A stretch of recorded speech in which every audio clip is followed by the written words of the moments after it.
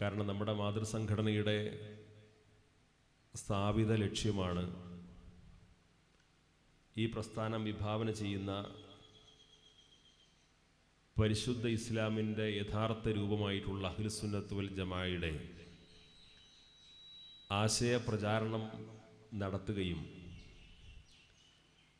ആശയത്തിനെതിരായി വരുന്ന വികലമായ വീക്ഷണങ്ങളെയും ആശയങ്ങളെയും ഒക്കെ നിയമവിധേയമായി പ്രതിരോധിക്കുകയും ചെയ്യുക എന്നുള്ളത്. അത് വളരെ ഭംഗിയായി സമസ്ത കേരള ജംഇയ്യത്തുലമയും അതിൻ്റെ പോഷക സംഘടനകളും അത് നേതൃത്വം കൊടുക്കുന്ന വിവിധ സ്ഥാപനങ്ങളിലൂടെ, മഹല്ലുകളിലൂടെ, മദ്രസകളിലൂടെയൊക്കെ വളരെ ഭംഗിയായി നിർവഹിക്കപ്പെട്ടതുകൊണ്ടാണ് കേരളത്തിലെ മഹാഭൂരിപക്ഷം വരുന്ന മുസ്ലിങ്ങളും ഈ വിശുദ്ധമായ ആദർശത്തിൻ്റെ ഭാഗമായി അതിൻ്റെ തണലിൽ അവർക്ക് വളരാനും മുന്നോട്ട് പോകാനും സാധിക്കുന്നത്. സമസ്ത കേരള ജംഇയ്യത്തുലമ വിഭാവന ചെയ്യുന്ന ഈ ആശയം അത് പരിശുദ്ധ ഇസ്ലാമിൻ്റെ യഥാർത്ഥ മാർഗരേഖയാണ്. എല്ലാ മതസമുദായങ്ങളും ഒരുമിച്ച് കഴിയുന്ന ഒരു നാട്ടിൽ സ്വന്തം വിശ്വാസവും സംസ്കാരവും മുറുകെ പിടിച്ചുകൊണ്ട് തന്നെ മറ്റു സഹോദര സമുദായങ്ങളുമായി ചേർന്ന് നിന്നുകൊണ്ട് അവരുമായിട്ടുള്ള സൗഹാർദ്ദം നിലനിർത്തിക്കൊണ്ട് അവരെ ബഹുമാനിച്ചുകൊണ്ട് അവരുടെ വിശ്വാസങ്ങളെയും ആചാരങ്ങളെയും അനുഷ്ഠാനങ്ങളെയും ഒക്കെ മാനിച്ചുകൊണ്ട് അങ്ങനെ മുന്നോട്ട് പോകുന്ന ഒരു സംവിധാനത്തെയാണ് സമസ്ത കേരള ജംഇയ്യത്തുലമ പ്രതിനിധീകരിക്കുന്നത്. ഇത് സമസ്ത കേരള ജംഇയ്യത്തുലമ കേരളത്തിന് വേണ്ടി, ഇന്ത്യക്ക് വേണ്ടി അല്ലെങ്കിൽ ഒരു ബഹുസ്വര സമൂഹത്തിൽ മാത്രം ഉണ്ടാക്കുന്ന ഒരു സംവിധാനമല്ല. റസൂലുള്ളാഹി സ്വല്ലല്ലാഹു അലൈഹി വസല്ലം തങ്ങൾ പരിശുദ്ധ മദീനയിൽ, ആ മദീനയിലെ 10 വർഷക്കാല ജീവിതം, അവിടെ ന്യൂനപക്ഷങ്ങളുണ്ടായിരുന്നു, ഭൂരിപക്ഷമുണ്ടായിരുന്നു, മതവിശ്വാസികളുണ്ടായിരുന്നു, മതവിരുദ്ധരുണ്ടായിരുന്നു, ഇസ്ലാമിൻ്റെ ശത്രുക്കളുണ്ടായിരുന്നു, മിത്രങ്ങളുണ്ടായിരുന്നു, ഏകദൈവ വിശ്വാസികളുണ്ടായിരുന്നു, ബഹുദൈവ വിശ്വാസികളുണ്ടായിരുന്നു. അവർക്കിടയിലൊക്കെ എങ്ങനെയാണ് ഒരു മുസ്ലിം ജീവിക്കേണ്ടത് എന്ന് പ്രവാചകൻ മുഹമ്മദ് മുസ്തഫ സ്വല്ലല്ലാഹു അലൈഹി വസല്ലം തങ്ങൾ ജീവിച്ച് കാണിച്ചു തന്നിട്ടുള്ള ഒരു ജീവിത രീതിയാണ്. അതാണ് ഇസ്ലാമിൻ്റെ യഥാർത്ഥ ജീവിത വീക്ഷണമായിട്ട് സമസ്ത കേരള ജംഇയ്യത്തുലമ പരിചയപ്പെടുത്തുന്നത്. സമസ്ത കേരള ജംഇയ്യത്തുലമയുടെ ചരിത്രപ്രസിദ്ധമായ 60ാം വാർഷിക മഹാസമ്മേളനത്തിൽ വെച്ചുകൊണ്ട് അന്നത്തെ സമസ്തയുടെ ജനറൽ സെക്രട്ടറി ആയിരുന്ന ഷെയ്ഖുന ശംസുൽ ഉലമ ഇ കെ അബൂബക്കർ മുസ്ലിയാർ നവറല്ലാഹു മർക്കദ, ശംസുൽ ഉലമയുടെ ഒരു ചരിത്രപ്രസിദ്ധമായ ഒരു പ്രഖ്യാപനമുണ്ട്. കേരളത്തിൻ്റെ സാമുദായിക സൗഹാർദ്ദം നിലനിൽക്കണമെങ്കിൽ ഇവിടെ അഹ്ലുസുന്നത്ത് വൽ ജമാഅ സംരക്ഷിക്കപ്പെടണം. അഹ്ലുസുന്നത്ത് വൽ ജമാഅ സംരക്ഷിക്കപ്പെടണമെങ്കിൽ സമസ്ത കേരള ജംഇയ്യത്തുലമ നിലനിൽക്കണം. ഇത് നേർക്കുനേർ കേൾക്കുന്ന സമയത്ത് പെട്ടെന്ന് മനസ്സിലാകാൻ പ്രയാസമാണ്. മതസൗഹാർദ്ദം നിലനിൽക്കണമെങ്കിൽ സമസ്ത കേരള ജംഇയ്യത്തുലമ നിലനിൽക്കണം എന്ന് പറഞ്ഞാൽ എന്താണ് അതിൻ്റെ താല്പര്യമെന്ന ഒരു ആശയക്കുഴപ്പം സ്വാഭാവികമായിട്ടുണ്ടാകും. അതിന് കേരളത്തിൽ ഇവിടുത്തെ സാധാരണക്കാർക്കായ മുസ്ലിങ്ങൾക്കും ഹിന്ദുക്കൾക്കും മറ്റു സഹോദര സമുദായങ്ങൾക്കൊക്കെ മനസ്സിലാക്കാവുന്ന ഭാഷയിൽ അന്ന് സമസ്തയുടെ ജനറൽ സെക്രട്ടറി പറഞ്ഞ ഒരു ഉദാഹരണം, നമ്മുടെ ഹൈന്ദവ സഹോദരന്മാരെല്ലാം ശബരിമല തീർത്ഥാടനത്തിന് വേണ്ടി പോകാറുണ്ട്. ശബരിമല തീർത്ഥാടനത്തിന് പോകുന്ന അയ്യപ്പ ഭക്തന്മാർ അവർ ശബരിമലയിലെത്തി വാവരുടെ പള്ളി പ്രദക്ഷിണം ചെയ്തിട്ട് മാത്രമേ അവർക്ക് ആ തീർത്ഥാടനം പൂർത്തീകരിച്ചു വരാൻ കഴിയൂ. അത് അവരുടെ ആചാരത്തിൻ്റെ ഒരു പ്രധാനപ്പെട്ട ഭാഗമാണ്. വാവരുടെ പള്ളി പ്രദക്ഷിണം ചെയ്യണം. സമസ്തയുടെ മഹാസമ്മേളനത്തിൽ വെച്ചുകൊണ്ട് അതിൻ്റെ ജനറൽ സെക്രട്ടറി പറഞ്ഞു, വാവർ വലിയാണെന്ന് വിശ്വസിക്കുന്നവരാണ് കേരളത്തിലെ സുന്നികൾ. വാവർ വലിയാണെന്ന് വിശ്വസിക്കുന്നവരാണ് കേരളത്തിലെ സുന്നികൾ. ആ വാവരെ ബഹുമാനിക്കാനും ആദരിക്കാനും ഇവിടുത്തെ എല്ലാ മതവിഭാഗങ്ങളെയും ചേർത്ത് വെച്ചുകൊണ്ട്, എന്നാൽ സ്വന്തം വിശ്വാസവും സംസ്കാരവും മുറുകെ പിടിച്ചുകൊണ്ട് മറ്റുള്ളവരെല്ലാം ബഹുമാനിക്കാനും ആദരിക്കാനും പഠിപ്പിക്കുന്ന ഒരു വലിയ സാമുദായിക സൗഹാർദ്ദത്തിൻ്റെ സന്ദേശമാണ് സമസ്ത കേരള ജമിയത്തുൽ ഉലമ ഇവിടെ നിലനിർത്തുന്നത്. അതുകൊണ്ട് സമസ്ത കേരള ജമിയത്തുൽ ഉലമ എല്ലാ കാലത്തും തീവ്രവാദത്തിനെതിരാണ്, ഭീകരവാദത്തിനെതിരാണ്. അത്തരം ആശയങ്ങൾ ആര് ഉയർത്തിക്കൊണ്ടുവന്നാലും അതിനെ ഫലപ്രദമായി പ്രതിരോധിക്കാനും നിയമപരമായി പ്രതിരോധിക്കാനുമുള്ള എല്ലാ കൂട്ടായ്മകളിലും സമസ്ത കേരള ജമിയത്തുൽ ഉലമ മുൻനിരയിലുണ്ടാകും. ഇത് ഇവിടുത്തെ ഒരു വലിയ കേരളത്തിൻ്റെ ഇവിടുത്തെ പൊതുസമൂഹത്തിന് ആവശ്യമായ, പൊതുസമൂഹത്തിന് ഉൾക്കൊള്ളാൻ കഴിയാവുന്ന ഒരു രീതിയിലാണ് സമസ്ത കേരള ജമിയത്തുൽ ഉലമ ഇത്തരം കാര്യങ്ങളൊക്കെ ഇവിടെ നിർവഹിച്ചു വരുന്നത്. ഈ ഒരു സമീപനം പലപ്പോഴും ബിദഅി പ്രസ്ഥാനങ്ങൾക്ക് ഇവിടെ നിലനിർത്താൻ സാധിക്കുന്നില്ല, പുത്തൻ പ്രസ്ഥാനങ്ങൾക്ക് നിലനിർത്താൻ സാധിക്കുന്നില്ല. അതുകൊണ്ട് തന്നെ അവരുടെ അപകടകരമായ ആശയങ്ങളെ സമൂഹത്തിന് മുമ്പിൽ തുറന്നു കാണിക്കാനും അത് അന്ധമായിട്ട് അവരോടുള്ള വിരോധം കൊണ്ടോ അധിക്ഷേപിക്കുന്ന വേണ്ടിയിട്ടല്ല, അവരുയർത്തിപ്പിടിക്കുന്ന ഇത്തരത്തിലുള്ള അപകടകരമായ ആശയങ്ങൾ മുസ്ലിം സമൂഹത്തിന് ഉൾക്കൊള്ളാൻ സാധിക്കാത്തതാണ്, കേരളത്തിൻ്റെ പൊതുസമൂഹത്തിൽ ഉൾക്കൊള്ളാൻ സാധിക്കാത്തതാണ്. സാമുദായിക സൗഹാർദ്ദം നിലനിൽക്കണമെന്ന് ആഗ്രഹിക്കുന്ന എല്ലാ മലയാളി സഹോദരന്മാരെ സംബന്ധിച്ചിടത്തോളം അവർക്കത് ഉൾക്കൊള്ളാൻ പ്രയാസമുള്ള കാര്യമാണ്. അത് അത്തരത്തിലുള്ള ആളുകളുടെ ആശയങ്ങളെ, അവരുടെ മുദ്രാവാക്യങ്ങളെ, അവരുടെ പ്രചാരങ്ങളെ ചൂണ്ടിക്കാണിച്ചുകൊണ്ട് ഇതാണ് ഇസ്ലാം, ഇതാണ് മുസ്ലിങ്ങൾ എന്ന് മറ്റുള്ളവർ തെറ്റിദ്ധരിക്കാതിരിക്കാൻ വേണ്ടിയിട്ടാണ് അഹ്ലുസുന്നത്ത് വൽ ജമാഅയുടെ യഥാർത്ഥ ആശയം എന്താണെന്ന് ഇവിടുത്തെ സമൂഹത്തിന് കൃത്യമായി പഠിപ്പിച്ചു കൊടുക്കുന്ന, ബോധ്യപ്പെടുത്തി കൊടുക്കുന്ന ഇത്തരത്തിലുള്ള പ്രചാരണ രീതികൾ നമ്മൾ സ്വീകരിക്കാറുള്ളത്. ഒന്ന് രണ്ട് ഉദാഹരണം മാത്രം ഞാൻ പറയാം. ഇവിടെ മുസ്ലിം സമുദായത്തിൻ്റെ വിദ്യാഭ്യാസവുമായി ബന്ധപ്പെടുത്തിക്കൊണ്ട് വലിയ തോതിലുള്ള വിമർശനങ്ങളും വിവാദങ്ങളും നടക്കാറുണ്ട്.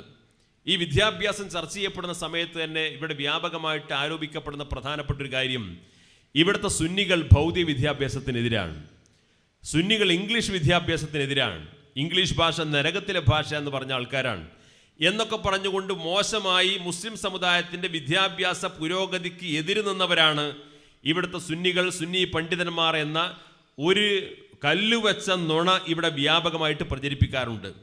സമസ്ത കേരള ജമിയത്തുൽ ഉലമയോ ഇവിടുത്തെ സുന്നി പണ്ഡിതന്മാരോ ഒരിക്കലും സമുദായത്തിൻ്റെ വിദ്യാഭ്യാസത്തിന് എതിര് നിന്നിട്ടില്ല.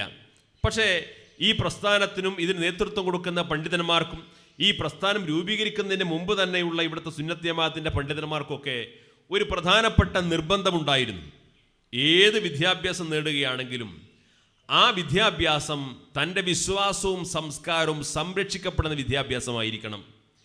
ആ വിശ്വാസത്തെയും സംസ്കാരത്തെയും തകർത്തെറിഞ്ഞുകൊണ്ടുള്ള ഒരു ഭൗതിക വിദ്യാഭ്യാസം കൊണ്ട് ഈ വിദ്യാഭ്യാസം നേടുന്ന വിദ്യാർത്ഥിക്കോ സമൂഹത്തിനോ എവിടെ എത്താൻ കഴിയില്ല. അതുകൊണ്ട് നമ്മുടെ വിശ്വാസവും സംസ്കാരവും മുറുകെ പിടിച്ചുകൊണ്ട് അതിനനുസൃതമായ ഭൗതിക വിദ്യാഭ്യാസമാണ് ഈ സമുദായത്തിന് ലഭ്യമാകേണ്ടത് എന്നൊരു കാഴ്ചപ്പാട് നമ്മുടെ പണ്ഡിതന്മാർ എല്ലാ കാലത്തും നിലനിർത്തിയിട്ടുണ്ട്. ഇപ്പോഴും അത്തരം കാഴ്ചപ്പാടാണ് നിലനിർത്തിക്കൊണ്ടിരിക്കുന്നത്. കാരണം കേവല ഭൗതിക വിദ്യാഭ്യാസത്തിനു വേണ്ടി നമ്മുടെ മതവിശ്വാസത്തെയും നമ്മുടെ സംസ്കാരത്തെയൊക്കെ വലിച്ചെറിയുന്നൊരു രീതി നമ്മൾ ആവിഷ്കരിച്ചു കഴിഞ്ഞാൽ അടിസ്ഥാനപരമായി ആ വിദ്യാഭ്യാസം കൊണ്ട് യാതൊരു ഗുണവും ഉണ്ടാവില്ല. ഇന്നലെയൊക്കെ നമ്മുടെ പത്രമാധ്യമങ്ങളിലും സാമൂഹ്യ മാധ്യമങ്ങളിലൊക്കെ ഒരു സ്കൂളിലെ പ്രിൻസിപ്പളുടെ മുഖത്ത് നോക്കിയിട്ട് അവിടെ പഠിക്കുന്നൊരു +1 വിദ്യാർത്ഥി പറയുന്ന പ്രയോഗങ്ങൾ നമ്മൾ പത്രത്തിലും വാർത്താ മാധ്യമങ്ങളും കണ്ടു. എന്താണ് ആ വിദ്യാഭ്യാസം കൊണ്ട് കാര്യം? സമസ്ത കേരള ജമിയത്തുൽ ഉലമ പഠിപ്പിക്കുന്നത് തന്നെ പഠിപ്പിക്കുന്ന അധ്യാപകനെ ആദരിക്കുന്ന, ബഹുമാനിക്കുന്ന, അതബോടുകൂടി പെരുമാറുന്ന, ആ മര്യാദ കാത്തു സൂക്ഷിക്കുന്ന, തൻ്റെ ജീവിതകാലത്തുള്ള മുഴുവൻ കാര്യങ്ങളിലും തന്നെ പഠിപ്പിക്കുന്ന ആ അധ്യാപകൻ തൻ്റെ ഉസ്താദിൻ്റെ ഗുരുത്വവും പൊരുത്തവും എല്ലാം ഉൾക്കൊണ്ടുകൊണ്ട് ജീവിക്കുന്നവനാണ് യഥാർത്ഥ വിദ്യാർത്ഥിയായി വളർന്നു വരികയുള്ളൂ എന്ന കാഴ്ചപ്പാടാണ്. അപ്പോൾ ഉസ്താദുമാരെ ബഹുമാനിക്കുക, അധ്യാപകനെ ബഹുമാനിക്കുക, അധ്യാപകൻ ഏത് മതത്തിൽപ്പെട്ടവനാവട്ടെ തനിക്കറിവ് പകർന്നു തരുന്നവരെ ആദരിക്കുന്ന, ബഹുമാനിക്കുന്ന, തൻ്റെ ജീവിതത്തിന് വഴിതെളിയിക്കുന്ന, എൻ്റെ ജീവിതത്തിൻ്റെ പ്രധാനപ്പെട്ട എൻ്റെ വ്യക്തിത്വ രൂപീകരണത്തിൽ പ്രധാനപ്പെട്ട പങ്കുവഹിക്കുന്നവനാണ് എന്നെ പഠിപ്പിക്കുന്ന അധ്യാപകൻ എന്ന് പറയുക മാത്രമല്ല, അതായിരിക്കണം നമ്മുടെ വിദ്യാഭ്യാസത്തിൻ്റെ സംസ്കാരം, കൾച്ചർ എന്ന് പഠിപ്പിക്കുന്ന ഒരു രീതിയാണ് സമസ്ത കേരള ജമിയത്തുൽ ഉലമ ആവിഷ്കരിച്ചിട്ടുള്ളത്. അതുകൊണ്ട് തന്നെ നമ്മളെ സംബന്ധിച്ചിടത്തോളം സമസ്ത കേരള ജമിയത്തുൽ ഉലമയുടെ പഠിപ്പിക്കുന്ന വിദ്യാഭ്യാസം അത് കേവലം ഏതെങ്കിലും പാഠ്യപദ്ധതിക്കനുസരിച്ചുള്ള ഒരു വിദ്യാഭ്യാസം എന്നതിനേക്കാൾ അപ്പുറം സമസ്ത കേരള ജമിയത്തുൽ ഉലമ ഇവിടെ ഒരു വിദ്യാഭ്യാസ സംസ്കാരമാണ് പഠിപ്പിച്ചത്. ഒരു വിദ്യാഭ്യാസ സംസ്കാരം. ആ വിദ്യാഭ്യാസ സംസ്കാരം എന്താണ്? സ്വന്തം മതവിശ്വാസം, സ്വന്തം സംസ്കാരം, സ്വന്തം ആചാരാനുഷ്ഠാന രീതികൾ അതെല്ലാം മുറുകെ പിടിച്ചുകൊണ്ട്, അതെല്ലാം കാത്തു സൂക്ഷിച്ചുകൊണ്ട് ഭൗതിക വിദ്യാഭ്യാസ രംഗത്ത് പുതിയ കാലത്തുള്ള എല്ലാ അനന്തമായ സാധ്യതകളെയും കണ്ടെത്തി തിരിച്ചറിഞ്ഞ് അതിനെല്ലാം സാംശീകരിക്കുന്ന, അനന്തമായ സാധ്യതകളെ സ്വീകരിക്കുന്ന ഒരു വിദ്യാഭ്യാസ രീതിയാണ്. ആ വിദ്യാഭ്യാസ രീതിയാണ് സമസ്ത കേരള ജമിയത്തിനും പഠിപ്പിക്കുന്നത്. അപ്പോൾ സ്വാഭാവികമായിട്ടും ഇങ്ങനെയുള്ള വിദ്യാഭ്യാസമാണ് സമുദായത്തിന് ആവശ്യമെന്ന് നമ്മുടെ പണ്ഡിതന്മാർ എല്ലാ കാലത്തും പറയാറുണ്ട്. അതിൻ്റെ കാരണം എന്താണ്? ആ അർത്ഥത്തിലുള്ള വിദ്യാഭ്യാസം ലഭ്യമായെങ്കിൽ മാത്രമേ ആ വിദ്യാഭ്യാസം നേടുന്ന വിദ്യാർത്ഥിയുടെ ജീവിതകാലത്ത് മുഴുവനും അതിൻ്റെതായിട്ടുള്ള വിശുദ്ധമായ സംസ്കാരവും ഗുണഫലവും ഉണ്ടാവുകയുള്ളൂ എന്നതുകൊണ്ടാണ്. ഇന്ന് നമ്മുടെ ക്യാമ്പസുകൾ കണ്ടുകൊണ്ടിരിക്കുന്ന വിദ്യാഭ്യാസ രീതികൾ, ക്യാമ്പസുകൾ കണ്ടുകൊണ്ടിരിക്കുന്ന സംസ്കാരങ്ങൾ, അതൊരിക്കലും ഒരു മതവിശ്വാസി എന്നതിനേക്കാൾ അപ്പുറം മാന്യമായി നമ്മുടെ സമൂഹത്തിൽ ജീവിക്കുന്ന ഒരു രക്ഷിതാവിന്, ഒരു വിദ്യാർത്ഥിക്ക്, ഒരു കുടുംബനാഥന് ഉൾക്കൊള്ളാൻ കഴിയാത്ത സംസ്കാരങ്ങളാണ്. അപ്പോൾ സ്വാഭാവികമായിട്ടും നമ്മൾ പഠിക്കുന്ന വിദ്യാഭ്യാസം, നമ്മൾ പഠിക്കുന്ന ക്യാമ്പസുകൾ, ആ ക്യാമ്പസും അതിൻ്റെ സംസ്കാരവുമൊക്കെ ഇത്തരത്തിലുള്ള ചില സദാചാര മൂല്യങ്ങൾക്കനുസൃതമായിരിക്കണം എന്ന് നിർബന്ധമായ കാഴ്ചപ്പാട് സ്വാഭാവികമായിട്ടും നമ്മുടെ പണ്ഡിതന്മാരൊക്കെ ഉണ്ടാവാറുണ്ട്. അത് ബ്രിട്ടീഷുകാരുടെ കാലത്തും സമസ്ത കേരള ജമിയത്തുലമ അല്ലെങ്കിൽ സുന്നി പണ്ഡിതന്മാരൊക്കെ സ്വീകരിച്ചിട്ടുണ്ട്. ഇതേ സമീപനം ഗാന്ധിജി ഉൾപ്പെടെ സ്വീകരിച്ചിട്ടുണ്ട്. സ്വാതന്ത്ര്യ സമരത്തിൻ്റെ ഭാഗമായിട്ട് കലാലയങ്ങൾ ബഹിഷ്കരിക്കാൻ ഗാന്ധിജി ആഹ്വാനം ചെയ്തിട്ടുണ്ട്. കലാലയങ്ങൾ ബഹിഷ്കരിക്കാൻ ഗാന്ധിജി ആഹ്വാനം ചെയ്തു ബ്രിട്ടീഷ് വിരുദ്ധ സമരത്തിൻ്റെ ഭാഗമായിട്ട്. ആരെങ്കിലും പറയാറുണ്ടോ ഗാന്ധിജി കലാലയങ്ങൾ ബഹിഷ്കരിക്കാൻ പറഞ്ഞുകൊണ്ട്, ഗാന്ധിജി ബ്രിട്ടീഷ് വിദ്യാഭ്യാസം ബഹിഷ്കരിക്കണമെന്ന് പറഞ്ഞുകൊണ്ടാണ് ഇന്ത്യയിൽ വിദ്യാഭ്യാസ രംഗത്ത് എല്ലാവരും പിറകോട്ട് പോയി എന്ന് ആരെങ്കിലും പറയാറുണ്ടോ? അത് സ്വാതന്ത്ര്യ സമരത്തിൻ്റെ ഭാഗമായിട്ട്, ബ്രിട്ടീഷ് വിരോധത്തിൻ്റെ ഭാഗമായിട്ട് ബ്രിട്ടീഷുകാരുടെ ക്യാമ്പസുകൾ, കലാലയങ്ങൾ ബഹിഷ്കരിക്കാൻ മഹാത്മാഗാന്ധിജി ആഹ്വാനം ചെയ്തു.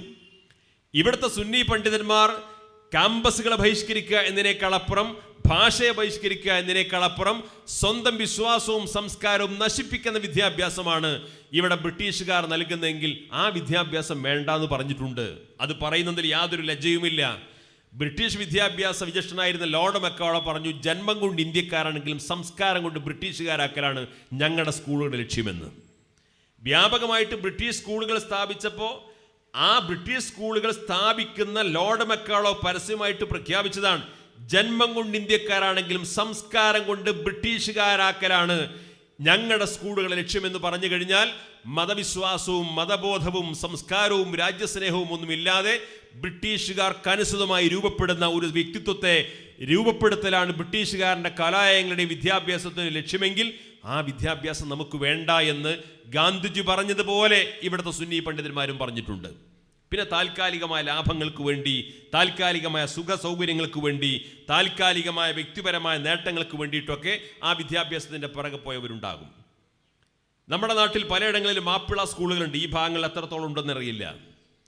ബ്രിട്ടീഷുകാരാണ് മാപ്പിള സ്കൂളുകൾ കൊണ്ടുവന്നത്. എന്തിനാ മാപ്പിള സ്കൂളുകൾ കൊണ്ടുവന്നത്? ഇതുപോലെയുള്ള ബ്രിട്ടീഷ് സ്കൂളുകളിലേക്ക് മുസ്ലിം വിദ്യാർത്ഥികൾ വേണ്ട പോലെ ആകർഷിക്കപ്പെടാതെന്ന് ഘട്ടം വന്നപ്പോൾ മാപ്പിള സ്കൂളുകൾ കൊണ്ടുവന്നു ബ്രിട്ടീഷുകാർ. അവർ പറഞ്ഞു, ഞങ്ങൾ മുസ്ലിങ്ങൾക്ക് വേണ്ടി പുതിയ സ്കൂളുകൾ തുടങ്ങാൻ വരുന്നു. രാവിലെ 10 മണിക്കോ 10:30 മണിക്കോ നിങ്ങളുടെ കുട്ടികളൊക്കെ മദ്രസയിൽ പോയി വന്നതിന് ശേഷം സ്കൂളിലെത്തിയാൽ മതി. വെള്ളിയാഴ്ച സ്കൂളുകൾ അവധിയായിരിക്കും. എല്ലാ റമദാൻ മാസം 30 ദിവസം സ്കൂൾ അവധിയായിരിക്കും. പറയുന്ന കേട്ടാൽ ഏതോ മഹല്ല് ജമാഅത്ത് തുടങ്ങുന്ന സ്കൂളാന്ന് തോന്നിപ്പോകും. വെള്ളിയാഴ്ച അവധി, റമദാൻ മാസം അവധി, മദ്രസ വിട്ടിട്ട് സൗകര്യം പോലെ 10 മണിക്ക് വന്നാൽ മതി. മുസ്ലിം കലണ്ടർ അനുസരിച്ചുള്ള മാപ്പിള സ്കൂളുകൾ ബ്രിട്ടീഷുകാർ തുടങ്ങിയതാണ്. എന്തിനു വേണ്ടിയിട്ട്? ബ്രിട്ടീഷുകാരുടെ സ്കൂളുകളിലേക്ക് മുസ്ലിം വിദ്യാർത്ഥികൾ ആകർഷിക്കാൻ വേണ്ടിയിട്ട്. 947 ശേഷമാണ് ആ സ്കൂളുകളെ പ്രോത്സാഹിപ്പിക്കാനും പിന്തുണക്കാനും മലബാറിലെ മുസ്ലിങ്ങൾ സന്നദ്ധമായി. ഞാൻ പറഞ്ഞു വന്നതിൻ്റെ താല്പര്യം, സ്വന്തം വിശ്വാസവും സംസ്കാരവും നശിപ്പിക്കുന്ന വിദ്യാഭ്യാസമാണെങ്കിൽ ആ വിദ്യാഭ്യാസം അപകടകരമാണെന്ന് ഇവിടെ സുന്നി പണ്ഡിതന്മാർ പറഞ്ഞിട്ടുണ്ട്. അത് വിദ്യാഭ്യാസത്തോടുള്ള വിരോധം കൊണ്ടല്ല. ഇതേ സമസ്തയാണ് 1926 സമസ്ത രൂപീകരിച്ചത്. 927 അതിൻ്റെ 1-ാം വാർഷിക മഹാസമ്മേളനം താനൂരിൽ നടക്കുമ്പോൾ ആ സമ്മേളനത്തിൽ അന്നത്തെ മലബാർ ഡിസ്ട്രിക്ട് ബോർഡിനോടുള്ള പ്രധാനപ്പെട്ട പ്രമേയം, ഞങ്ങളുടെ മലബാറിലെ കുട്ടികൾക്ക് ഇംഗ്ലീഷും കണക്കും സയൻസും പഠിക്കാൻ പ്രത്യേകം നിശാ പാഠശാല ആരംഭിക്കണമെന്നായിരുന്നു. അപ്പോൾ ഇംഗ്ലീഷിനോടും കണക്കിനോടും സയൻസിനോടും വിമുഖതയുണ്ടായിരുന്നെങ്കിൽ പ്രമേയത്തിനോട് ആവശ്യപ്പെടുമായിരുന്നോ? അപ്പം മതവിശ്വാസവും സംസ്കാരവും നിലനിർത്തിക്കൊണ്ടുള്ള ഭൗതിക വിദ്യാഭ്യാസത്തെയാണ് ഈ പ്രസ്ഥാനം പ്രോത്സാഹിപ്പിച്ചത്. ആ സംസ്കാരം ഇവിടെ നിലനിർത്തി മുന്നോട്ട് കൊണ്ടുവന്നത് കൊണ്ടുള്ള ഗുണഫലം എന്താണെന്ന് ചോദിച്ചു കഴിഞ്ഞാൽ ഇന്നും കേരളത്തിലെ മുസ്ലിം സമൂഹത്തിനിടയിൽ മതബോധത്തിൽ അധിഷ്ഠിതമായ ഭൗതിക വിദ്യാഭ്യാസം നേടിയ, അതും ഉന്നത വിദ്യാഭ്യാസം നേടിയിട്ടുള്ള ഒരു തലമുറയെ സൃഷ്ടിക്കാൻ സാധിച്ചു. നേരെ മറിച്ച് മതവിശ്വാസത്തിനും മതവിദ്യാഭ്യാസത്തിനൊന്നും ഒരു പ്രാധാന്യം കൊടുക്കാതെ കേവല ഭൗതിക വിദ്യാഭ്യാസത്തിന്റെ പിറകെ സഞ്ചരിക്കുന്ന ഒരു സംസ്കാരമാണ് ഇവിടുത്തെ പണ്ഡിതന്മാരും നേതാക്കളും ഈ സമൂഹത്തിന് വഴി കാണിച്ചു കൊടുക്കുന്നെങ്കിൽ ഭൗതിക വിദ്യാഭ്യാസം ഉണ്ടാകും, ഉന്നത വിദ്യാഭ്യാസം ഉണ്ടാകും, പക്ഷേ മതബോധം ഉണ്ടാകില്ല, മതപരമായ സംസ്കാരം ഉണ്ടാകില്ല, സദാചാരബോധം ഉണ്ടാകില്ല. ഇന്ന് മതവിശ്വാസവും മതബോധവും ലഭ്യമാകാത്ത കുട്ടികൾ നമ്മുടെ ക്യാമ്പസുകളിൽ കാണിച്ചു കൂട്ടുന്നതിന് സമാനമായ ഒരു സംസ്കാരം എല്ലാ വിഭാഗങ്ങളിലും ഇവിടെ വളർന്നു വരുന്ന സാഹചര്യം ഉണ്ടാകുമായിരുന്നു. അപ്പൊ സ്വാഭാവികമായിട്ടും വിദ്യാഭ്യാസ കാര്യത്തിൽ സമസ്ത കേരള ജമിയത്തുലമക്ക് കൃത്യമായ ഒരു കാഴ്ചപ്പാടുണ്ട്. ആ കാഴ്ചപ്പാട് എന്താണ്? അത് മതവിദ്യാഭ്യാസം അനുസരിച്ചുകൊണ്ട് മതബോധത്തിൽ അധിഷ്ഠിതമായിട്ട് നമ്മുടെ കുട്ടികൾ വളർന്നു വരണം. ഇനി മതബോധം അനുസരിച്ച് വളർന്നു വരണം എന്ന് പറയുമ്പോൾ തന്നെ ഈ മതബോധത്തിന്റെ കാര്യത്തിൽ, മതവിജ്ഞാനത്തിന്റെ കാര്യത്തിൽ ഒന്നുകൂടി കണിശമായ ഒരു സമീപനമുണ്ട്. ആ സമീപനം എന്താണ്? ആ മതവിജ്ഞാനം ലഭ്യമാകുന്നത് യഥാർത്ഥ വിജ്ഞാനത്തിന്റെ യഥാർത്ഥ സ്രോതസ്സിൽ നിന്നായിരിക്കണം. മതത്തിന്റെ പേരിൽ ഒരു ഖുർആൻ പരിഭാഷ ഉണ്ടാക്കി ആ ഖുർആൻ അറബി ഭാഷ അറിയുന്ന, അറബി വ്യാകരണം അറിയുന്ന ആരെങ്കിലും വ്യാഖ്യാനിച്ചുകൊണ്ട് ഇതാണ് ഖുർആൻ, ഇതാണ് പ്രവാചകന്റെ വചനം എന്ന് പറഞ്ഞുകൊണ്ട് മതം പഠിപ്പിച്ചാൽ പോരാ. പരിശുദ്ധ ഖുർആൻ എങ്ങനെ വ്യാഖ്യാനിക്കണം എന്നതിൻ്റെ മതപരമായ വ്യാഖ്യാന ശാസ്ത്രമുണ്ട്. പരിശുദ്ധ പ്രവാചകർ സ്വല്ലല്ലാഹു അലൈഹി വസല്ലം തങ്ങളുടെ തിരുവചനങ്ങൾ, അതിൻ്റെ വ്യാഖ്യാനം എങ്ങനെയായിരിക്കണം, എങ്ങനെയാണ് അത് വ്യാഖ്യാനിക്കേണ്ടത് എന്നതിന് പ്രമാണങ്ങളുണ്ട്.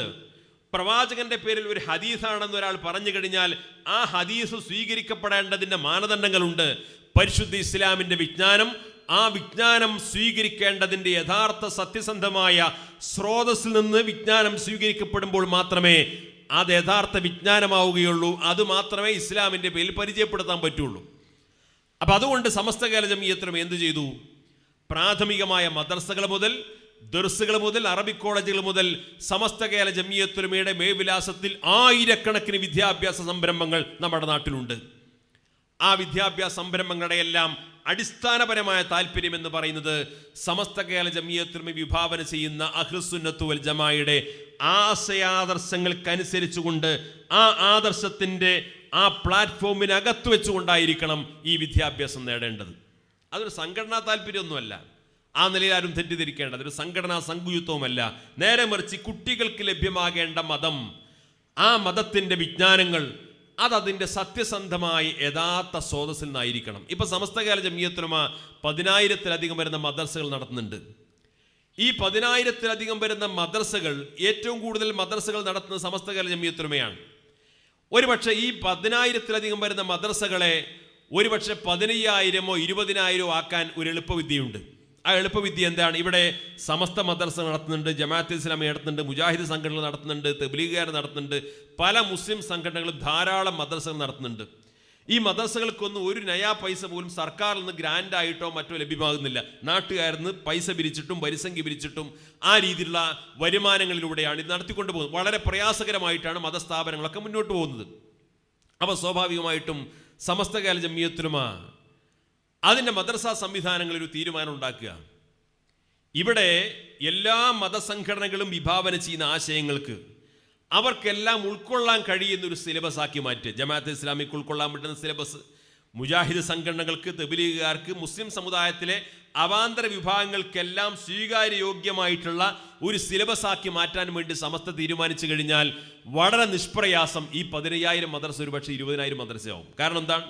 എല്ലാവരും മനസ്സിലാക്കും, നമ്മൾ വെറുതെ കാശ് പിരിച്ചടങ്ങാറാവേണ്ട കാര്യമില്ല, നമുക്ക് ആശയപരമായിട്ട് ഉൾക്കൊള്ളാൻ പറ്റാവുന്ന സിലബസ് തന്നെയാണ് സമസ്തയുടെ മദ്രസയിലുള്ളത്, അതുകൊണ്ട് കുട്ടികളൊക്കെ അങ്ങോട്ട് പറഞ്ഞേക്കാൻ തീരുമാനിക്കും.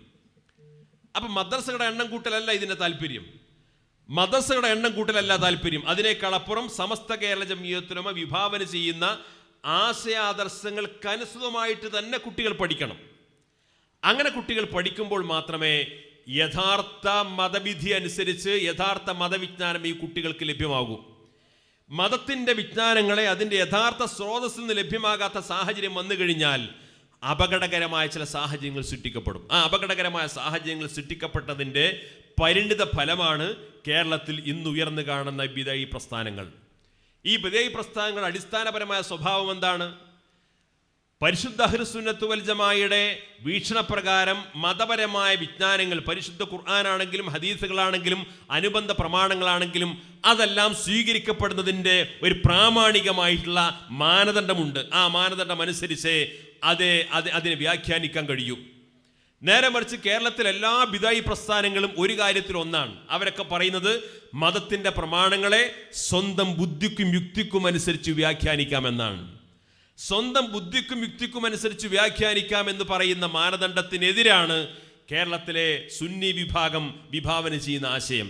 അതിന് പരിശുദ്ധ ഖുർആൻ വ്യാഖ്യാനിക്കണമെങ്കിൽ അത് അറബി ഭാഷ അറിഞ്ഞതുകൊണ്ട് മാത്രമായില്ല, അറബി വ്യാകരണം അറിഞ്ഞതുകൊണ്ട് മാത്രമായില്ല, അറബി ഭാഷയിൽ എത്ര പരിജ്ഞാനം ഉണ്ടായിട്ടും കാര്യമില്ല.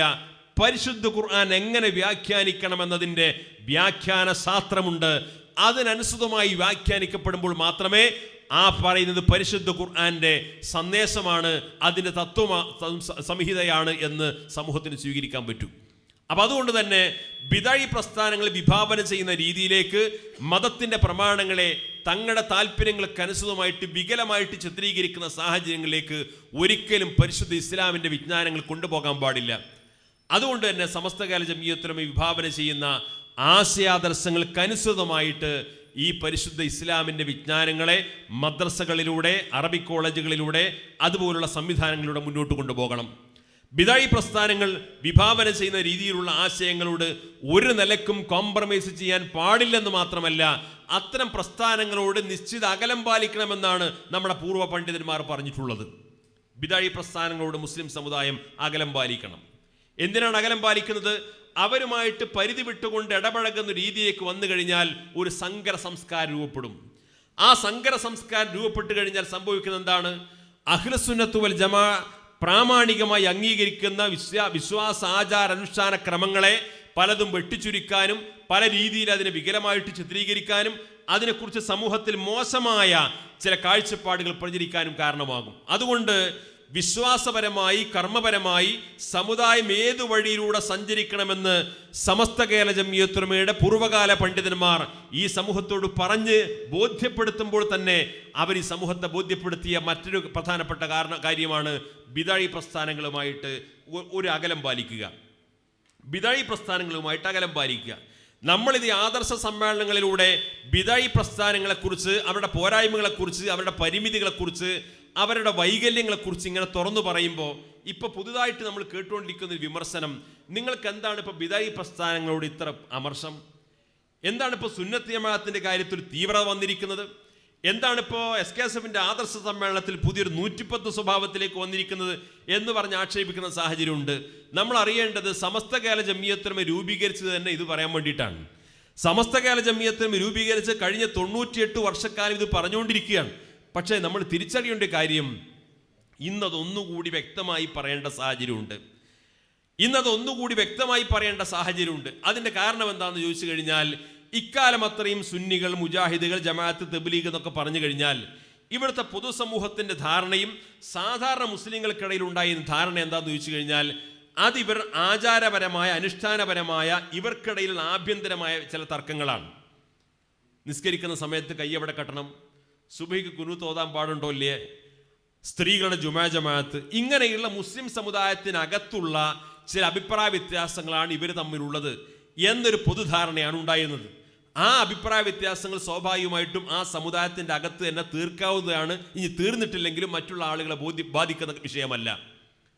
പക്ഷെ അടുത്ത കാലത്തായി ഈ ബിദഈ പ്രസ്ഥാനങ്ങളുടെ ആശയങ്ങളുടെ അപകടകരമായിട്ടുള്ള ചില ശൈലികൾ പുറത്തു വരാൻ തുടങ്ങി. അപകടകരമായ ശൈലികൾ, അത്തരം അപകടകരമായ ആശയങ്ങൾ അവർക്ക് നേരത്തെ ഉണ്ടായിരുന്നു. പക്ഷേ അപകടകരമായ ആ ശൈലികളെ ഇവിടുത്തെ സമൂഹത്തിന് കൃത്യമായി ബോധ്യമുള്ളത് കൊണ്ട് തന്നെ അവരുമായിട്ട് ആരും ബന്ധപ്പെടാൻ, അടുക്കാനോ വേണ്ടത്ര അവർക്ക് സമൂഹത്തിൽ സ്വീകാര്യം ഉണ്ടാകുന്ന സാഹചര്യം ഉണ്ടായിരുന്നില്ല. പക്ഷെ അടുത്ത കാലത്ത് ഏകദേശം ഒരു 8-10 വർഷത്തിനിപ്പുറമായിട്ട് ഈ ബിദഈ പ്രസ്ഥാനത്തിൽ കേരളത്തിലെ പ്രധാനപ്പെട്ട ഈ സലഫി ആശയക്കാർക്കിടയിൽ രൂപം കൊണ്ടിട്ടുള്ള പ്രധാനപ്പെട്ട ഒരു 2 ചേരികൾ രൂപപ്പെട്ടു. അതിലൊരു ചേരി എന്ന് പറയുന്നത് നമ്മുടെ മതേതര സംവിധാനത്തിലും നമ്മുടെ ഒരു ബഹുസ്വര സമൂഹത്തിലും ഒരിക്കലും പറയാനോ പ്രവർത്തിക്കാനോ പ്രചരിപ്പിക്കാനോ പാടില്ലാത്ത അപകടകമായ ഒരു രീതിയാണ്. എന്താണെന്ന് ചോദിച്ചു കഴിഞ്ഞാൽ, ആ വിഭാഗം അവകാശപ്പെടുന്നത് എല്ലാ മതവിഭാഗങ്ങളും കഴിഞ്ഞുകൂടുന്നൊരു നാട്ടിൽ ഒരാൾക്ക് യഥാർത്ഥ മതവിശ്വാസിയായിട്ട് ജീവിക്കാൻ കഴിയില്ല. ഇപ്പോൾ ഒരു മുസ്ലിം ആണെങ്കിൽ ആ മുസ്ലിമിന് മുസ്ലിങ്ങളല്ലാത്ത മതവിഭാഗങ്ങളും സംസ്കാരങ്ങളും ജാതികളും ഉപജാതികളും ഒക്കെ കഴിഞ്ഞുകൂടുന്ന നാടാണെങ്കിൽ അവിടെ ഒരാൾക്ക് യഥാർത്ഥ മുസ്ലിമായിട്ട് ജീവിച്ചു മരിക്കാൻ കഴിയില്ല. അതുകൊണ്ട് എന്താണ് ഇതിന് പരിഹാരം? ഇവിടുന്ന് പെട്ടെന്ന് ഹിജറ പോകണം, പലായനം ചെയ്യണം. കേരളത്തിൽ അത് പഠിപ്പിക്കപ്പെട്ടു. യഥാർത്ഥ മുസ്ലിമായിട്ട് ജീവിക്കണമെങ്കിൽ ഈ നാട്ടിൽ ജീവിക്കാൻ കഴിയില്ല, അതുകൊണ്ട് ഇവിടുന്ന് ഹിജറ പോകണം, പലായനം ചെയ്യണമെന്ന് പഠിപ്പിക്കപ്പെടുന്ന സാഹചര്യം ഉണ്ടായി. സലഫി ആശയത്തിന്റെ ദുഷ്പ്രേരണ കൊണ്ടാണ് അത്തരമൊരു പ്രചാരണം നമ്മുടെ നാട്ടിലുണ്ടായത്. ഇതാണ് ഈ തെറ്റിദ്ധരിക്കപ്പെട്ട ആശയമാണ് യഥാർത്ഥ ആശയമെന്ന് മനസ്സിലാക്കി ചില സാധുക്കൾ എന്ത് ചെയ്തു? ഇവിടുന്ന് ഹിജറ പോയി, വിസയും ടിക്കറ്റ് എടുത്തിട്ട് ഇവിടെ ഹിജറ പോയി.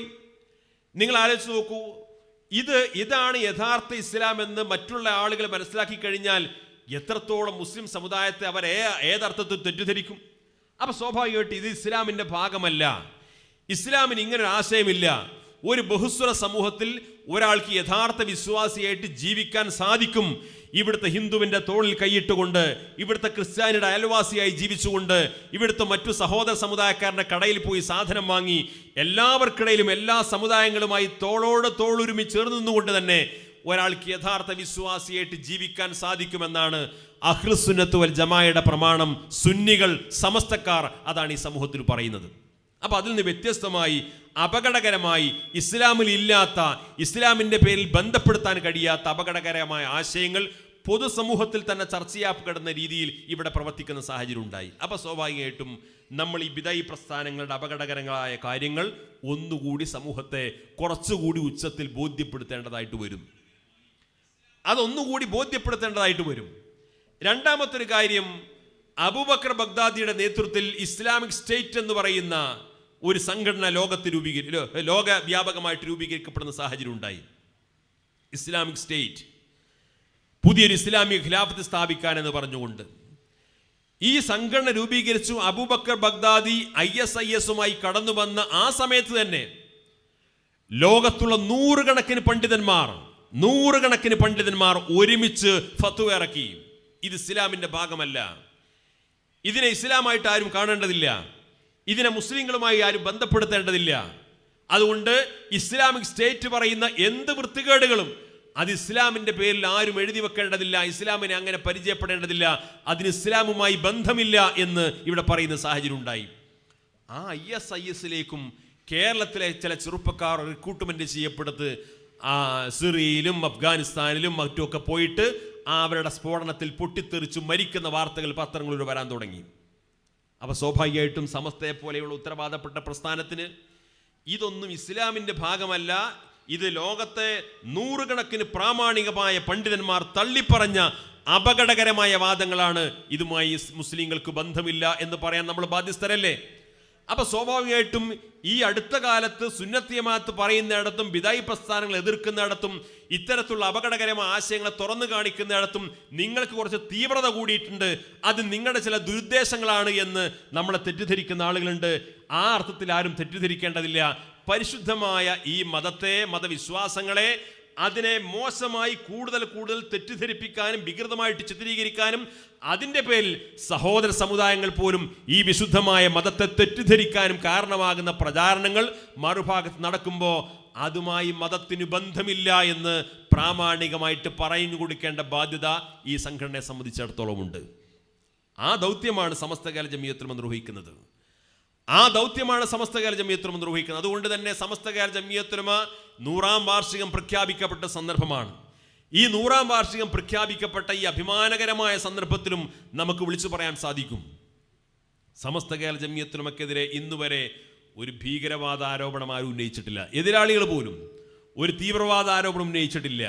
ബഹുസ്വര സമൂഹത്തിൽ പറയാൻ പാടില്ലാത്തൊരു ഭാഷയും ശൈലിയും ഈ പ്രസ്ഥാനം ഉന്നയിച്ചു എന്ന് ഇന്നുവരെ എതിരാളികൾ പോലും ഉന്നയിച്ചിട്ടില്ല. എന്താ കാരണം? സമസ്ത കേരള ജമിയത്തുൽ ഉലമയുടെ പ്രവർത്തന രീതി എന്ന് പറഞ്ഞാൽ അത് സ്വന്തം വിശ്വാസവും അതിൻ്റെ മതബോധവും അതിൻ്റെ സംസ്കാരവും ഒക്കെ കാത്തു സൂക്ഷിച്ചുകൊണ്ട് ഈ രാജ്യത്തെ സർക്കാർ സംവിധാനങ്ങളെ അംഗീകരിച്ചുകൊണ്ട്, ഭരണഘടനയെ അംഗീകരിച്ചുകൊണ്ട്, ഈ വ്യവസ്ഥാപിതമായ സംവിധാനങ്ങളെ ഉൾക്കൊണ്ടുകൊണ്ട് എല്ലാ സഹോദര സമുദായങ്ങളുമായി ചേർന്നുകൊണ്ടുള്ള ഒരു സംസ്കാരമാണ്. അതുകൊണ്ട് തന്നെ അഭിമാനത്തോടുകൂടി പറയാൻ സാധിക്കും, ഈ രാജ്യത്തെ എല്ലാ മതവിഭാഗങ്ങളും എല്ലാ സഹോദര സമുദായങ്ങളും ഉൾക്കൊള്ളുന്ന, ബഹുമാനിക്കുന്ന, ആദരിക്കുന്ന രീതിയാണ് സമസ്ത കേരള ജംഇയ്യത്തുൽ ഉലമ ഈ 1 നൂറ്റാണ്ടുകാലം കേരളീയ സമൂഹത്തിൽ കൊണ്ടു നടന്നത്. അതുകൊണ്ട് തന്നെ കേരളത്തിലെ മഹാഭൂരിപക്ഷം വരുന്ന മുസ്ലിങ്ങളും സമസ്ത കേരള ജംഇയ്യത്തുൽ ഉലമയുടെ തണലിൽ ജീവിക്കുന്നവരാണ്. മതപരമായ ഒരു കാര്യം വന്നു കഴിഞ്ഞാൽ ഇക്കാര്യത്തിൽ സമസ്ത എന്തു പറയുന്നു എന്ന് കാതോർക്കുന്നവരാണ് കേരളത്തിലെ മഹാഭൂരിപക്ഷം വരുന്ന മുസ്ലിങ്ങൾ. അതിന്റെ കാരണം എന്താണ്?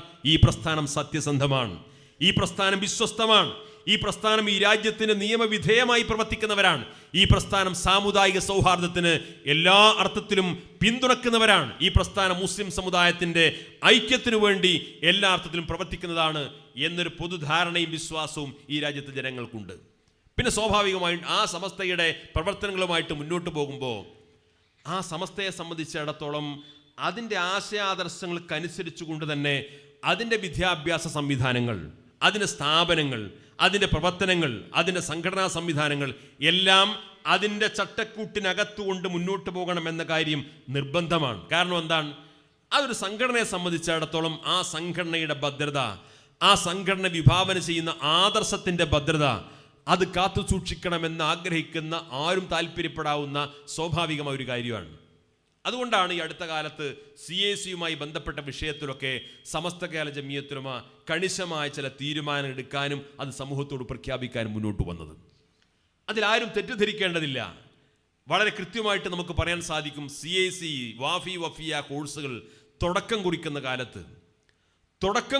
കാലത്ത് അതുമായി ബന്ധപ്പെട്ട പരസ്യവാചകങ്ങൾ ശ്രദ്ധിച്ചാൽ അറിയാം. ആ പരസ്യവാചകങ്ങളുടെ ഏറ്റവും മുകളിൽ കൊടുത്തിരുന്ന ക്യാപ്ഷൻ സമസ്ത കേരള ജംഇയ്യത്തുൽ ഉലമയുടെ കേന്ദ്ര മുഷാവർ അംഗീകരിച്ച സിലബസ് എന്നായിരുന്നു. എന്താണ് അങ്ങനെ പരസ്യം കൊടുക്കാൻ കാരണം? ആ പരസ്യം കാണുമ്പോൾ സ്വാഭാവികമായിട്ടും ഏത് രക്ഷിതാവും വിദ്യാർത്ഥിയും മനസ്സിലാക്കും, ഓ, ഇത് സമസ്തയുടെ മുഷാവർ അംഗീകരിച്ച സിലബസ് ആണ് അവിടെ പഠിപ്പിക്കുന്നത്, എൻ്റെ മകനെ ധൈര്യമായിട്ട് അവിടെ കൊണ്ടുപോയി പഠിപ്പിക്കാം, എനിക്കവിടെ ധൈര്യമായിട്ട് പോയി ചേരാൻ. കാരണം എന്താണ്? അത് മുഷാവർ അംഗീകരിച്ച സിലബസാണ്, വിശ്വസ്തമാണ്, എൻ്റെ കുട്ടി വഴിതെറ്റില്ല, എനിക്ക് വിശ്വസ്തമായ ഒരു സംവിധാനമാണ്. ഈ മേൽവിലാസത്തോടു കൂടി തുടങ്ങി സമസ്തയുടെ സംവിധാനമാണെന്ന് പരിചയപ്പെടുത്തി അങ്ങനെ തുടക്കം കുറിച്ച് വളർന്ന് പന്തലിച്ച് ആയിരക്കണക്കിന് വിദ്യാർത്ഥികൾ, 100 കണക്കിന് സ്ഥാപനങ്ങൾ, അത്തരമൊരു സംവിധാനമായിട്ട് അത് മുന്നോട്ട് പോയി. അത് സമസ്തയുടെ സംവിധാനമാണ് എന്ന വിശ്വാസത്തിന്റെ അടിസ്ഥാനത്തിൽ 100 കണക്കിന് ആളുകൾ കോടിക്കണക്കിന് രൂപ അവിടെ സംഭാവന ചെയ്തു. വലിയ വലിയ പടുകൂറ്റൻ കെട്ടിടങ്ങൾ വളർന്നു വന്നു, വലിയ വലിയ വിദ്യാഭ്യാസ സ്ഥാപനങ്ങൾ വന്നു. അത്യാവശ്യം വലിയ ഒരു സംവിധാനമായി എന്ന് വന്നപ്പോൾ അത് കൈകാര്യം ചെയ്തിരുന്ന ആളുകൾ, അതിൻ്റെ തലപ്പത്തിരുന്ന ചില ആളുകൾ ചെയ്തത് എന്ത് പരസ്യം വായിച്ചിട്ടാണ് ആളുകൾ ഭൂമി വഖഫ് ചെയ്തത്? പക്ഷെ എല്ലാം നിറഞ്ഞു നിൽക്കുന്ന സമയമായപ്പോൾ വളരെ കുതന്ത്രത്തിലോടുകൂടി അതിൻ്റെ ഭരണഘടന ഭേദഗതി ചെയ്തു എന്ന് മാത്രമല്ല, ആ ഭരണഘടനാ ഭേദഗതിയിലൂടെ സമസ്ത കേരള ജംഇയ്യത്തുൽ ഉലമ എന്ന് പറയുന്ന ഈ പ്രസ്ഥാനത്തിന് അവിടെ ഇടപെടാൻ യാതൊരു അവകാശവും ഇല്ലാത്ത വിധത്തിലുള്ള വലിയ ഒരു വഞ്ചനാപരമായ സമീപനം സ്വീകരിച്ചു.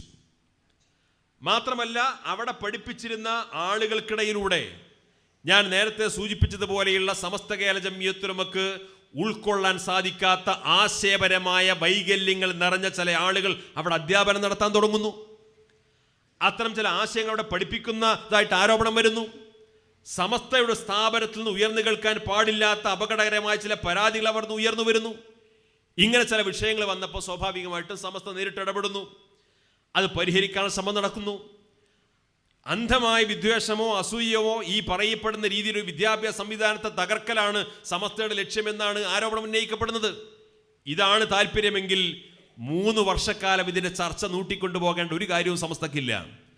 നേരെ മറിച്ച് എങ്ങനെയെങ്കിലും ഇത് പരിഹരിക്കുന്നതിന് വേണ്ടിയിട്ട് ഭൂമിയോളം ക്ഷമിച്ചുകൊണ്ട് നിരന്തരമായ ചർച്ചയിലൂടെ എത്രയോ വിട്ടുവീഴ്ചകൾ ചെയ്തുകൊണ്ട് 3 വർഷക്കാലം കാത്തിരുന്നു. ചർച്ചകൾ പല തീരുമാനങ്ങൾ എടുക്കും, പക്ഷെ ആ തീരുമാനങ്ങൾ ലംഘിക്കും. വീണ്ടും ഇത് നല്ല രീതിയിൽ മുന്നോട്ട് കൊണ്ടുപോകാൻ വേണ്ടിയിട്ടുള്ള ചർച്ചകൾ തുടങ്ങും, വീണ്ടും അത് ലംഘിക്കും. അങ്ങനെ അവസാന നിമിഷം വരെ സമസ്ത കേരള ജംഇയ്യത്തുൽ ഉലമയുടെ പണ്ഡിതന്മാർ അതിനുവേണ്ടി എല്ലാ ശ്രമങ്ങളും നടത്തി. എല്ലാ ശ്രമങ്ങളും നടത്തിയെങ്കിലും തികച്ചും ധാർഷ്ട്യത്തോടുകൂടിയുള്ള ധിക്കാര സ്വഭാവത്തോടുകൂടിയുള്ള വഞ്ചനാപരമായ സമീപനമാണ് മറുഭാഗത്തുണ്ടായത്. അവസാനം സമസ്ത കേരള ജംഇയ്യത്തുൽ ഉലമ ഏകദേശം 1 വർഷം മുമ്പ്, 1.5 വർഷം മുമ്പ്, കഴിഞ്ഞ അധ്യയന വർഷം തുടങ്ങുന്നതിന് മുമ്പ് സമസ്ത കേരള ജംഇയ്യത്തുൽ ഉലമ പറഞ്ഞു, ഇതാ ഇപ്പോൾ അത് കൈകാര്യം ചെയ്തുകൊണ്ടിരിക്കുന്ന ആളിന് നേതൃത്വം കൊടുക്കുന്ന സംവിധാനമായിട്ട് തൽക്കാലം സമസ്തക്ക് ബന്ധമില്ല. ചർച്ചകളൊക്കെ നടക്കുന്നുണ്ട്, അതൊക്കെ രമ്യമായി പരിഹരിക്കുകയാണെങ്കിൽ അപ്പോൾ അതിൻ്റെ ബാക്കി കാര്യങ്ങൾ പറയാം. സമസ്ത ഒരു സൂചന കൊടുത്തു. ഒരു സൂചന മാത്രമേ കൊടുത്തുള്ളൂ. ആ സൂചന കൊടുത്തപ്പോഴേക്ക് സമസ്ത കേരള ജംഇയ്യത്തുൽ ഉലമ ഒരു സൂചന കൊടുക്കുക എന്ന് പറഞ്ഞു കഴിഞ്ഞാൽ അത് ഗൗരവതരമായ ഒരു കാര്യമാണ്. സമസ്ത ഒരു പ്രസ്താവന ഇറക്കുക, ഒരു പ്രഖ്യാപനം നടത്തുക എന്നൊക്കെ പറഞ്ഞു കഴിഞ്ഞാൽ അപൂർവമായിട്ട് സംഭവിക്കുന്നൊരു കാര്യമാണ്. അത്രയും സൂക്ഷ്മതയോടുകൂടി നിരന്തരമായ ചർച്ചകൾക്ക് ശേഷം ആ വാചക ഘടന പോലും കൃത്യമായി പരിശോധിച്ച് ഉറപ്പുവരുത്തിയിട്ടാണ് ഒരു പ്രസ്താവന പോലും സമസ്തയുടേതായിട്ട് വരിക. അപ്പോൾ 1.5 വർഷം മുമ്പ് ഒരു സൂചന കൊടുത്തു. ആ സൂചന കൊടുത്തപ്പോഴേക്ക് സമസ്തയുടെ ഭാഗമായി നിന്നിരുന്ന ആ സംവിധാനത്തിൽ നിന്ന് നിരവധി സ്ഥാപനങ്ങൾ അല്പം മാറി. ആ CAC സംവിധാനത്തും മാറി. ഇത് ഞാൻ ആരോപണം ഉന്നയിക്കുന്നതല്ല. ഈ 2 ദിവസം മുമ്പ് എറണാകുളത്ത് നടന്നിട്ടുള്ള ഒരു പരിപാടിയിൽ അവിടെ പ്രധാനപ്പെട്ട അതിൻ്റെ ഭാരവാഹി പ്രസംഗിച്ചു. ഈ സംവിധാനത്തിന് 150-ലധികം കോളേജുകൾ ഉണ്ടായിരുന്നു. CAC സംവിധാനത്തിൽ 150-ലധികം കോളേജുകൾ ഉണ്ടായിരുന്നു. ഇപ്പോൾ 54 കോളേജുകൾ മാത്രമാണുള്ളത്. നമ്മൾ പറഞ്ഞതല്ല, അവരുടെ ഉത്തരവാദപ്പെട്ട ഭാരവാഹി അവിടെ സമ്മേളനത്തിൽ 4 ദിവസം മുമ്പ് പ്രസംഗിച്ചതാണ്. എന്താ കാരണം? സമസ്ത കേരള ജംഇയ്യത്തുൽ ഉലമ ഒരു സൂചന കൊടുത്തപ്പോൾ മാനേജ്മെന്റിന് മനസ്സിലായി, രക്ഷിതാക്കൾക്ക് മനസ്സിലായി, വിദ്യാർത്ഥികൾക്ക് മനസ്സിലായി, ഇതിലെന്തോ അപകടം മണക്കുന്നുണ്ട്. അതുകൊണ്ടാണ് സമസ്ത ഒരു സൂചന നൽകിയത്. ആ സൂചന കണ്ടപ്പോഴേക്ക് 100ഓളം സ്ഥാപനങ്ങൾ പിൻവാങ്ങിയെങ്കിൽ കഴിഞ്ഞ 1 മാസം മുമ്പ് സമസ്ത കേരള ജംഇയ്യത്തുൽ ഉലമയുടെ കേന്ദ്ര മുഷാവറ പ്രഖ്യാപിച്ചു, ആ സംവിധാനവുമായിട്ട് സമസ്തക്ക് ബന്ധമില്ല. ആ പ്രഖ്യാപനത്തോടുകൂടി സ്വാഭാവികമായിട്ടും ഇനി അതിൻ്റെ വളർച്ചക്കോ അതിൻ്റെ പുരോഗതിക്കോ ആവശ്യമായ ശ്രമങ്ങൾ ഏതെങ്കിലും തലത്തിൽ അതിനെ പിന്തുണക്കുന്ന, പ്രോത്സാഹിപ്പിക്കുന്ന പ്രവർത്തനം നടത്തുക എന്ന് പറഞ്ഞാൽ അത് സമസ്തയുടെ താല്പര്യത്തിന് വിരുദ്ധമാണ്. അത് സമസ്തയുടെ മുഷാവറയുടെ താല്പര്യത്തിന് വിരുദ്ധമാണ്. സമസ്ത കേരള ജംഇയ്യത്തുൽ ഉലമയുടെ മുഷാവറ എന്ന് പറഞ്ഞാൽ കേരളത്തിൽ നിന്ന് ജീവിച്ചിരിക്കുന്ന പ്രമുഖരായ സാത്വികരായ പണ്ഡിതന്മാരുടെ കൂട്ടായ്മയാണ്. കേരളത്തിലെ മുസ്ലിം ഉമ്മത്തിന്റെ ഇജ്മാ ആണ് സമസ്തയുടെ തീരുമാനം എന്ന് പറഞ്ഞാൽ. സമസ്ത ഈ 100 കൊല്ലത്തിനിടയിൽ പല തീരുമാനങ്ങൾ എടുത്തിട്ടുണ്ട്, പല പ്രഖ്യാപനങ്ങൾ നടത്തിയിട്ടുണ്ട്. അതെല്ലാം വളരെ കൃത്യമാണ്. അത് ആദ്യം ഉൾക്കൊള്ളാൻ പലർക്കും വൈമനസ്യമുണ്ടായിട്ടുണ്ടെങ്കിലും ഇക്കാലത്ത് സമസ്ത പറഞ്ഞത് ശരിയാണ് എന്ന് എല്ലാവർക്കും ബോധ്യമായിട്ടുണ്ട്. നിരവധി ഉദാഹരണങ്ങൾ അക്കാര്യത്തിൽ ചൂണ്ടിക്കാണിക്കാൻ സാധിക്കും. അതുകൊണ്ട് ആ അർത്ഥത്തിലുള്ള ഒരു മുന്നോട്ട് പോക്കാണ് ഇനിയുള്ള കാലത്ത് നമ്മുടെ സംഘടനാ സംവിധാനവുമായിട്ട് ബന്ധപ്പെട്ടുകൊണ്ട് നമുക്കുണ്ടാവേണ്ടത്. സമസ്ത കേരള ജംഇയ്യത്തുൽ ഉലമ എന്ന് പറഞ്ഞാൽ അതിൻ്റെ ആഹ്വാനങ്ങൾ, അതിൻ്റെ ഉപദേശങ്ങൾ, അതിൻ്റെ നിർദ്ദേശങ്ങൾ അതനുസരിച്ചുകൊണ്ട് സമൂഹത്തിന് മുന്നോട്ട് പോകാൻ സാധിക്കണം. സമസ്ത കേരള ജംഇയ്യത്തുൽ ഉലമ ഒരു പണ്ഡിത സഭയാണ്. സമസ്ത കേരള ജംഇയ്യത്തുൽ ഉലമ ആവശ്യാനുസരണം മാത്രമാണ് സമൂഹത്തോട് ഇത്തരം കാര്യങ്ങൾ പറയാറുള്ളത്. അത് ചിന്തിച്ചുറപ്പിച്ച് ആലോചിച്ച് സൂക്ഷ്മതയോടുകൂടിയുള്ള വാചക ഘടനയോടുകൂടിയാണ് സമസ്ത അത്തരം പ്രഖ്യാപനങ്ങൾ നടത്താറുള്ളത്. അത് ഇനി അതിന് എന്ത് യാഥാസ്ഥികത്വം എന്ന് വിളിച്ചാലും, അതിനെന്ത് അപരിഷ്കൃതമെന്ന് പറഞ്ഞാലും, അതിനെത്ര മോശമായി ചിത്രീകരിക്കാൻ ശ്രമിച്ചാലും സമസ്ത കേരള ജംഇയ്യത്തുൽ ഉലമ പറഞ്ഞതാണ് ആധികാരികമെന്ന് വിശ്വസിക്കുന്നവരാണ് കേരളത്തിലെ മഹാഭൂരിപക്ഷം വരുന്ന മുസ്ലിങ്ങൾ. അത് കേരളത്തിലെ മുസ്ലിങ്ങളുടെ ഒരു പൊതുവായ വിശ്വാസമാണ്. അതങ്ങനെ അന്ധമായൊരു വിശ്വാസമൊന്നുമല്ല. അന്ധമായ വിശ്വാസം കൊണ്ടൊന്നും ഈ 100 കൊല്ലം ഒരു സമൂഹത്തെ കൊണ്ടുപോകാൻ കഴിയില്ലല്ലോ. അത് കൃത്യമായിട്ട് സമസ്ത മതപരമായ കാര്യങ്ങളിൽ സമൂഹത്തോട് പറയുന്ന കാര്യങ്ങൾ അത്രയും ആലോചിച്ചുറപ്പിച്ചിട്ടുള്ളതാണെന്ന ആ ബോധ്യമുള്ളത് കൊണ്ടാണ് കേരളത്തിലെ മുസ്ലിം സമൂഹത്തിൽ മതപരമായ കാര്യത്തിൽ എന്ത് ആശയക്കുഴപ്പം വന്നാലും എല്ലാവരും സമസ്ത കേരള ജംഇയ്യത്തുൽ ഉലമ എന്തു പറയുന്നു എന്ന് കാതോർക്കാൻ കാരണം അതാണ്. ഇനി എല്ലാ വിഭാഗം ആളുകളും ചിന്തിക്കേണ്ട ഒരു കാര്യം, മതപരമായ വിഷയങ്ങൾ വരുന്ന സമയത്ത് മതകാര്യങ്ങളിൽ മുസ്ലിം പണ്ഡിതന്മാർ ആ സമൂഹത്തിന് ആവശ്യമായിട്ടുള്ള ഉപദേശങ്ങൾ കൊടുക്കും. മതകാര്യങ്ങൾ മുസ്ലിം പണ്ഡിതന്മാർ ഉപദേശം കൊടുക്കും. അപ്പം മതപരമായ കാര്യങ്ങളിൽ പണ്ഡിതന്മാർ സമുദായത്തിന് ആവശ്യമായ ഉപദേശങ്ങൾ കൊടുക്കുമെങ്കിൽ ആ ഉപദേശത്തെ ഉൾക്കൊള്ളാൻ കഴിയാത്ത ആളുകൾ അതിനെ പരിഹസിക്കേണ്ട ആവശ്യമില്ല. അതിന് സമസ്തയുടെ കാര്യത്തിൽ മാത്രമല്ല, മുസ്ലിം സമുദായത്തിൻ്റെ ഏത് വിഷയമാണെങ്കിലും മുസ്ലിം സമുദായത്തിൽ ഉത്തരവാദപ്പെട്ട പണ്ഡിതന്മാർ, അത് സമസ്തയുടെ പണ്ഡിതന്മാരാവാം, അല്ലാത്ത പണ്ഡിതന്മാരാവാം, ഇസ്ലാമിക വിശ്വാസവുമായി ബന്ധപ്പെട്ടുകൊണ്ട് ഇസ്ലാമിൻ്റെ വിധിവിലക്കുകൾ പറയാൻ ആ പണ്ഡിതന്മാർ ബാധ്യസ്ഥരാണ്. പണ്ഡിതന്മാർ അങ്ങനെ മതത്തിൻ്റെ വിധി പറഞ്ഞാൽ ആ വിധി സ്വീകരിക്കാൻ മതവിധി അംഗീകരിക്കുന്നവരെ ബാധ്യസ്ഥരുള്ളൂ. മതവിശ്വാസമില്ലാത്ത ആളുകൾ അതിൽ കയറി അഭിപ്രായം പറയേണ്ട കാര്യമില്ല. മതവിശ്വാസമില്ലാത്ത ആളുകൾ, മതവിരുദ്ധരായ ആളുകൾ, മതനിഷേധികൾ അതിൽ വെറുതെ കയറി അഭിപ്രായം പറയേണ്ട കാര്യമില്ല. അവർക്കതിൽ റോളില്ല. മതപണ്ഡിതന്മാർ ഉപദേശിക്കുന്നത് മതവിശ്വാസികളോടാണ്, മതനിഷേധികൾ ഉപദേശിക്കുന്നത് മതനിഷേധികളോടാണ്. അവരെ ഉപദേശിച്ചുകൊള്ളട്ടെ, അവരുടെ ഉപദേശം അങ്ങനെ സ്വീകരിച്ചുകൊള്ളട്ടെ.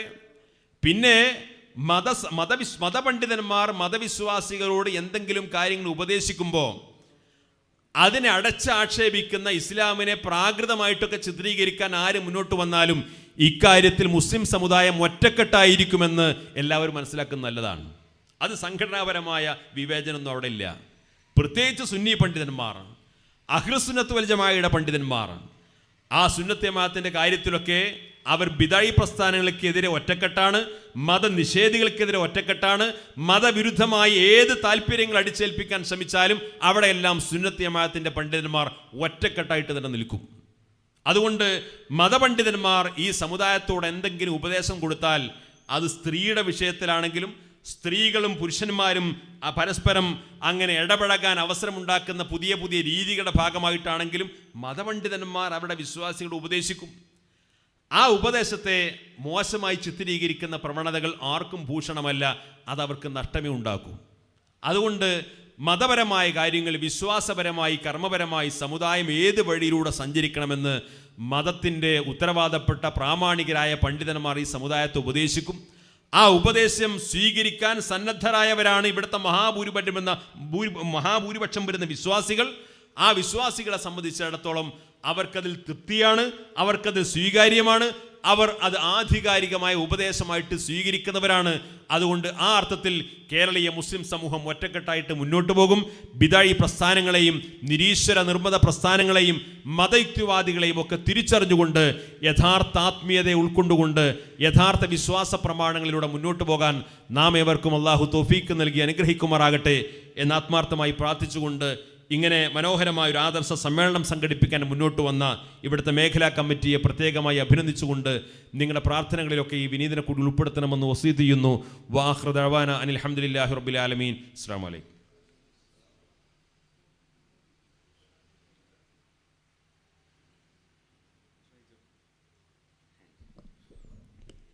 നമ്മുടെ പ്രൗഢമായ ഈ വേദിയിൽ ഒരു മൊമെൻ്റോ വിതരണം നടക്കുന്നു. ബഹുമാനപ്പെട്ട സമസ്ത കേരള ജമിയത്തുൽ ഉലമയുടെ